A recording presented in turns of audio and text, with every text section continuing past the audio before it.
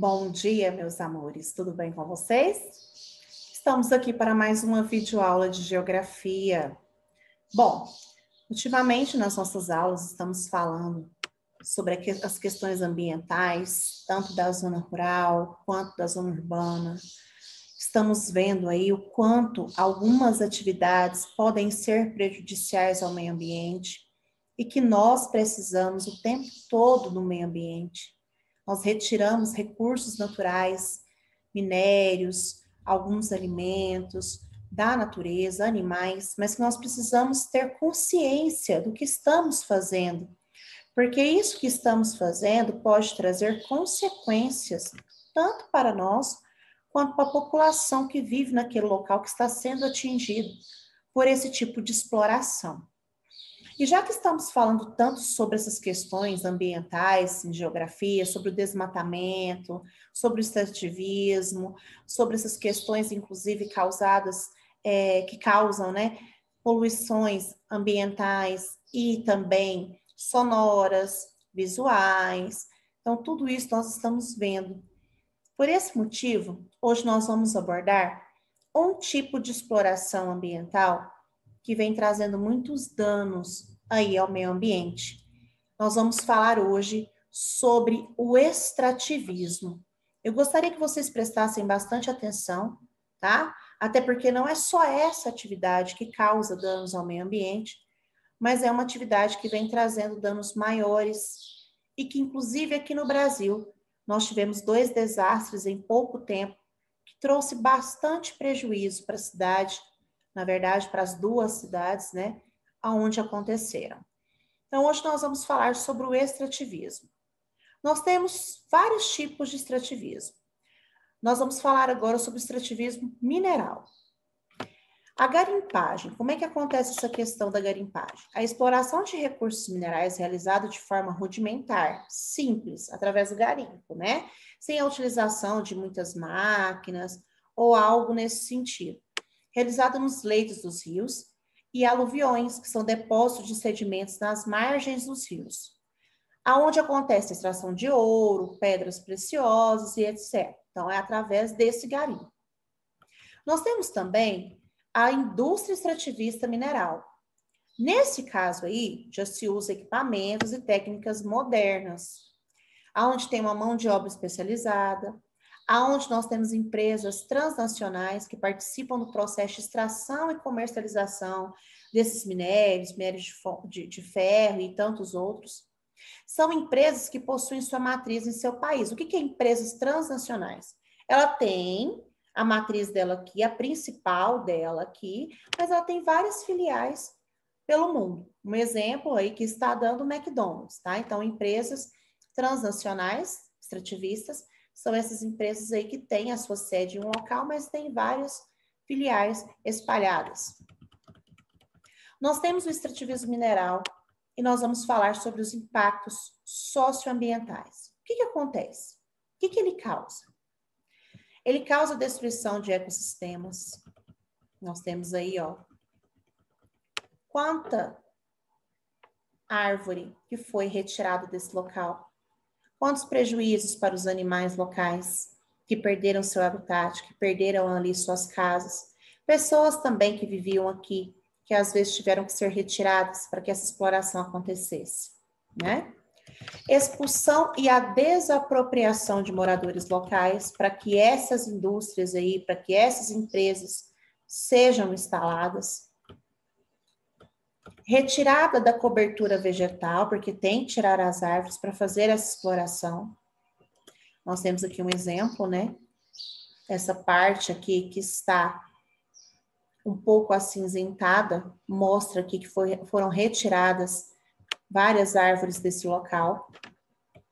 Fuga e morte de animais, porque eles estão ali tirando essas árvores ou colocam fogo, causam aí as queimadas, e esses animais precisam buscar outro local, mas muitos não conseguem. Assoreamento dos cursos fluviais, porque eu vou tirando a mata ciliar, consequentemente eu não consigo segurar a água no seu leito. Então ele começa a assorear, essa água começa a desaparecer do leito do rio. Poluição dos rios pelo mercúrio utilizado no garimpo. Essa questão aí nós vimos há pouco tempo, né? Algo muito sério, inclusive, que aconteceu no nosso país. Tudo isso que a Tia Grazi mostrou para vocês de consequência são coisas que acontecem por conta dessa atividade. Poxa, Tia Grazi, podia parar então, né? Por que não para? Porque nós precisamos dela. Nós precisamos do minério de ferro, senão não teria os móveis na nossa casa, né? Nós precisamos dessas atividades, mas nós precisamos também ter consciência, fazer as coisas de forma correta, para que o meio ambiente não sofra tanto com esse tipo de situação. Nós precisamos ter, sim, essas atividades. Elas geram emprego, elas fazem a cidade desenvolver, mas nós precisamos também ter consciência, porque eu posso destruir o meio ambiente, eu preciso dele. Inclusive, esses minérios são retirados da natureza. Então, nós precisamos ter essa consciência. Bom, sobre esses impactos, a Tia Grazi vai assistir agora junto com vocês um vídeo falando sobre o que aconteceu recentemente no país por conta dessa atividade do extrativismo mineral. Esse desastre aconteceu nas cidades de Brumadinho, tá? Aconteceu em Minas Gerais. Nós temos aí esse desastre de Brumadinho e também de Mariana, ambos no estado de Minas Gerais. Nós vamos ver o que aconteceu, como foi, e vamos ver quais foram os danos ambientais causados aí por essas atividades, ok? Então vamos assistir juntos com bastante atenção. Foi uma coisa horrorosa. Só deu tempo de correr. Uma barulhada de água. A gente olhava para trás e via tudo indo embora. A escola saiu inteira. As casas saíam inteiras. Eu tô tentando notícias do meu ex-marido, pai dos meus filhos, e eu não consigo. Meus 2 filhos estão muito nervosos. Eles precisaram ser medicados. Número de mortos identificados sobe para 237 na tragédia da Vale, em Brumadinho. Documentos indicam que Vale sabia das chances de rompimento da barragem de Brumadinho desde 2017. Mas o que exatamente aconteceu em Mariana e Brumadinho? Bom, tanto em Mariana como em Brumadinho, a Vale, que é uma empresa privada brasileira, realizava atividade mineradora, ou seja, retirava principalmente minério de ferro da terra, o qual é usado para diversos fins e produtos, como a produção de eletrodomésticos, carros e na construção civil.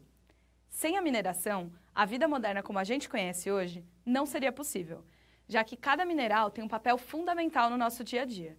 Isso quer dizer que a mineração contribui muito para o desenvolvimento socioeconômico do país. Além da importância em produtos, como já foi falado, a atividade de mineração também traz um grande retorno financeiro, com a venda e exportação de minérios. Colocando em números, a mineração era responsável por 80% da arrecadação financeira de Mariana, segundo o prefeito Duarte Júnior. E a gente não pode esquecer da importância que a mineração tem para a geração de empregos no país, tanto de forma direta, dando origem a cidades inteiras ao redor de locais de extração, já que os trabalhadores e trabalhadoras têm que ter onde morar e o que comer, como de forma indireta, nas indústrias onde é usada essa matéria-prima. Mas se o objetivo é tirar minério da terra, por que tem que ter barragem? O minério está presente nas rochas junto com vários outros elementos que não têm interesse econômico. Então, é necessário separar esse minério do resto e o método mais barato de fazer essa separação é utilizando a água. Daí, esses rejeitos da mineração, que têm aspecto de lama por causa da água utilizada, precisam ser depositados em algum lugar. Aí que as barragens entram em cena. Elas são construídas para conter os rejeitos, impedindo que eles cheguem em rios, cidades e outros locais. Como são feitas essas barragens? O material utilizado para construir as barragens é composto de solo argiloso, blocos de rocha e dos próprios rejeitos da mineração. Atualmente, há 2 formas mais frequentes de construir essas barragens no Brasil, a montante e a jusante. A barragem a montante é construída aos poucos, em cima dos próprios rejeitos. Essa forma de construção é menos estável, porque ela fica em cima da própria lama e não sobre rocha sólida. De fato, as 2 grandes barragens da Vale, rompidas nos últimos anos, Mariana e Brumadinho, eram desse tipo. A barragem a jusante é construída para o lado oposto ao qual a lama de rejeitos é depositada. Isso quer dizer que a barragem fica sobre rocha sólida e não sobre a lama, sendo mais estável. No entanto, esse tipo de construção gera mais desmatamento, pois a área abaixo dos rejeitos é ocupada para a construção da própria barragem. E quais foram os prejuízos dessas tragédias para o Brasil? Para a saúde humana, houve vários prejuízos. A água doce contaminada pela lama de rejeitos, que inclui metais pesados acima do limite aceitável, foi e ainda é muito prejudicial, já que várias casas eram abastecidas pela água do Rio Doce e dos seus afluentes. Além disso, algumas pesquisas realizadas pela Fiocruz indicam uma possível relação entre o surto de febre amarela e o rompimento em Mariana. Essa relação pode ser causada pela morte de sapos e outros animais que comem o mosquito transmissor da doença, o que fez com que o mosquito se reproduzisse mais. Além disso, a destruição das florestas pela lama fez com que animais como os macacos, que estavam contaminados com a doença na mata, se deslocassem para regiões mais próximas das cidades, aumentando a transmissão da doença para os habitantes dos centros urbanos. De fato, se olharmos esse mapa do Ministério da Saúde, que mostra a reemergência da febre amarela, podemos ver que as regiões em vermelho, que representam as mais afetadas, coincidem com o caminho do Rio Doce a partir de 2016. Para a economia, o prejuízo foi grande também. Além do turismo, que diminuiu drasticamente, outras atividades econômicas, como a agropecuária e a pesca nos rios, foi muito atingida devido aos 35 milhões de metros cúbicos de lama que atingiram a região. Na área social, a tragédia foi responsável por várias mortes, principalmente de pessoas que trabalhavam na mineração em Brumadinho. Também causou desalojamento de famílias e destruição de estruturas públicas. Além disso, os sobreviventes enfrentaram dificuldades como a falta de água, já que dependiam dos rios afetados para o seu abastecimento. Por fim, para o meio ambiente, as consequências foram incontáveis.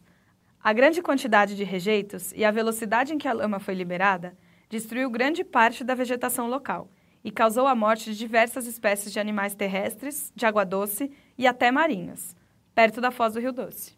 Na verdade, as consequências para o ambiente marinho não aconteceram só perto da foz do Rio Doce. A lama liberada no rompimento em Mariana, que fica em Minas Gerais, atingiu o arquipélago de Abrolhos, um conjunto de ilhas com uma biodiversidade imensa e que fica a 75 quilômetros do litoral sul da Bahia. As alterações causadas nesses ecossistemas acabaram com o equilíbrio ambiental de todos os locais atingidos, terrestres e aquáticos, de modo que fica difícil calcular quanto tempo a região vai demorar para se recuperar. Mas uma coisa é possível saber: as espécies endêmicas que morreram ali não voltam mais. Mas se a barragem A Montante é menos segura, por que ela ainda é tão utilizada?